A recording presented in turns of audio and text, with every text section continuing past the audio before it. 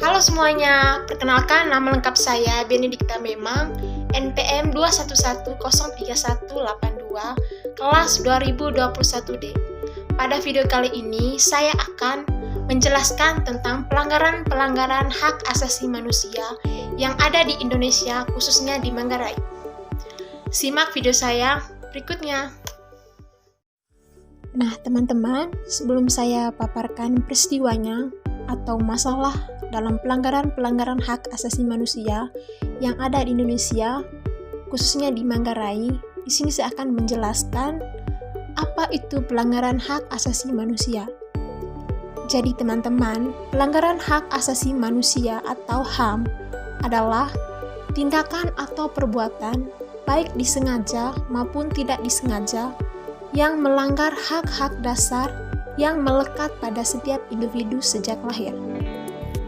Hak-hak ini bersifat universal, artinya berlaku untuk semua orang tanpa memandang ras, agama, gender, atau latar belakang sosial lainnya. Jadi teman-teman, mengapa pelanggaran hak asasi manusia atau HAM terjadi?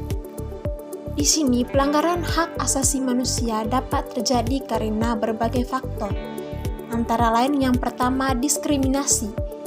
Jadi diskriminasi di sini yaitu perlakuan tidak adil atau perbedaan terhadap individu atau kelompok tertentu berdasarkan ras, agama, gender, atau identitas lainnya. Yang kedua di sini teman-teman yaitu kekerasan. Kekerasan di sini berdasarkan tindakan fisik atau verbal yang menyebabkan penderitaan atau luka pada seorang. Yang ketiga teman-teman, penyiksaan, yaitu perlakuan kejam dan tidak manusiawi yang bertujuan untuk menghukum, mengintimidasi, atau mendapatkan informasi. Berikutnya teman-teman, penganiayaan, yaitu tindakan yang menyebabkan penderitaan fisik atau mental yang serius. Nah, yang berikut teman-teman, penghilangan paksa, yaitu penahanan seorang secara sewenang-wenang dan menyembunyikan keberadaan mereka.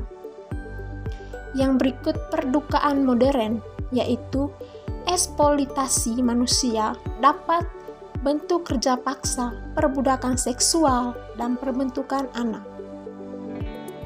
Yang terakhir teman-teman, diskriminasi gender, yaitu perlakuan tidak adil terhadap perempuan atau laki-laki berdasarkan gender mereka.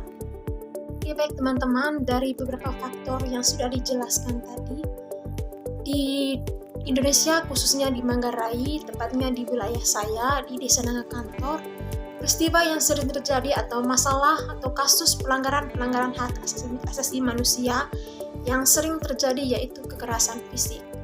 Seperti apa penjelasannya? Silakan simak video saya berikutnya.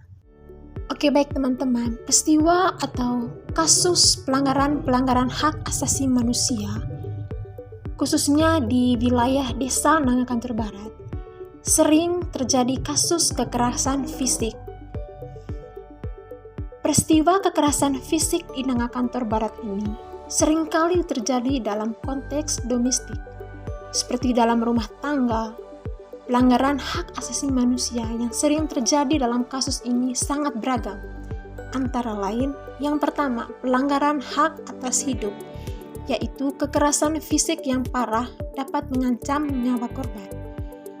Yang kedua, pelanggaran hak atas integritas fisik dan mental, yaitu kekerasan fisik menyebabkan luka-luka fisik atau trauma psikologis yang berkepanjangan. Berikut pelanggaran hak atas kebebasan dari penyiksaan dan perlakuan atau hukuman yang kejam, tidak manusiawi, atau merendahkan martabat manusia.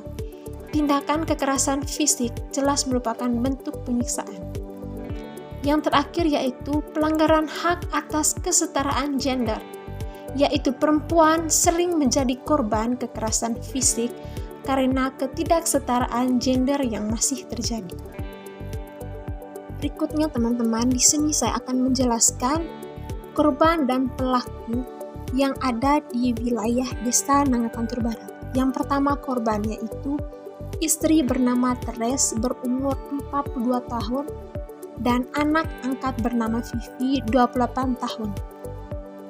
Yang kedua, pelaku kekerasan fisik adalah suami bernama Leki usia 40 tahun.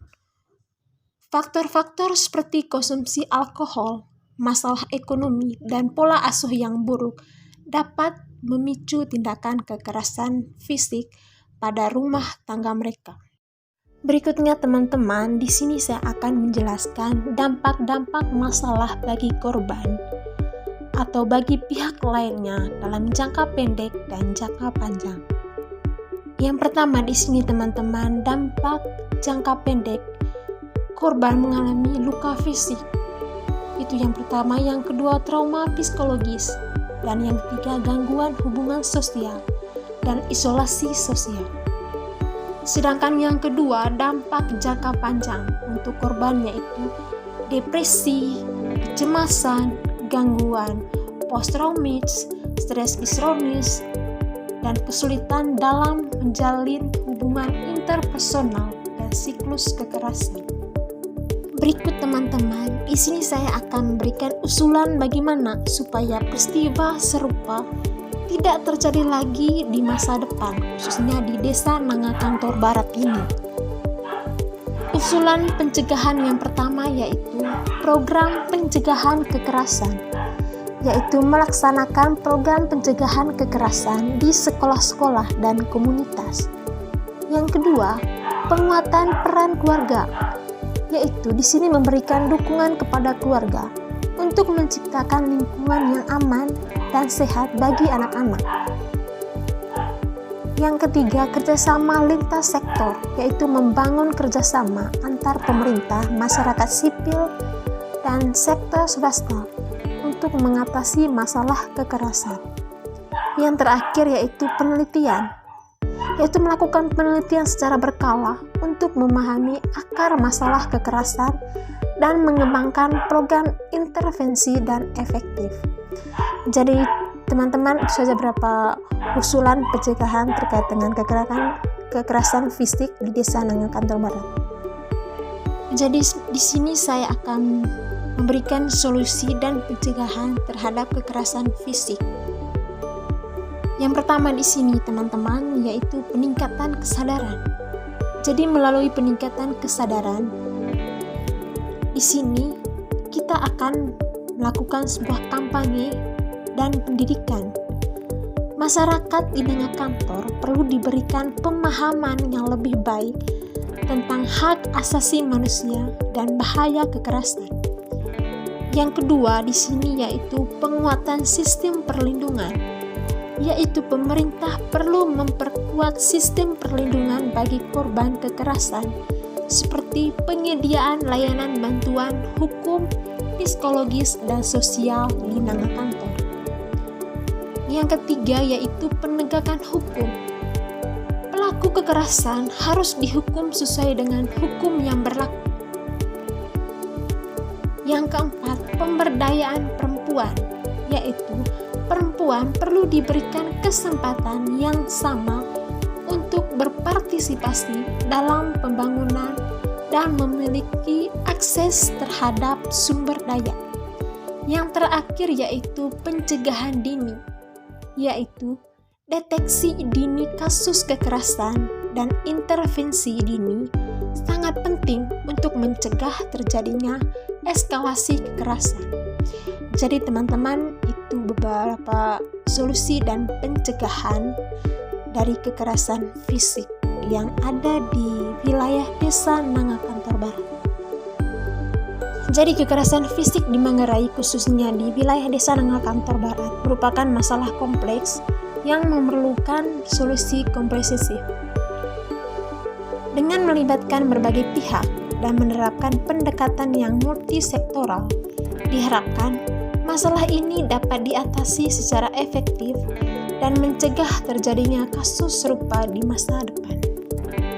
Oke baik teman-teman, sekian penjelasan singkat dari saya terkait dengan kekerasan fisik yang ada di Desa Nangakantor Barat.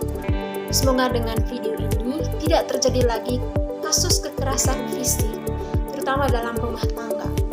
Dan semoga video ini dapat bermanfaat bagi kita Terima kasih.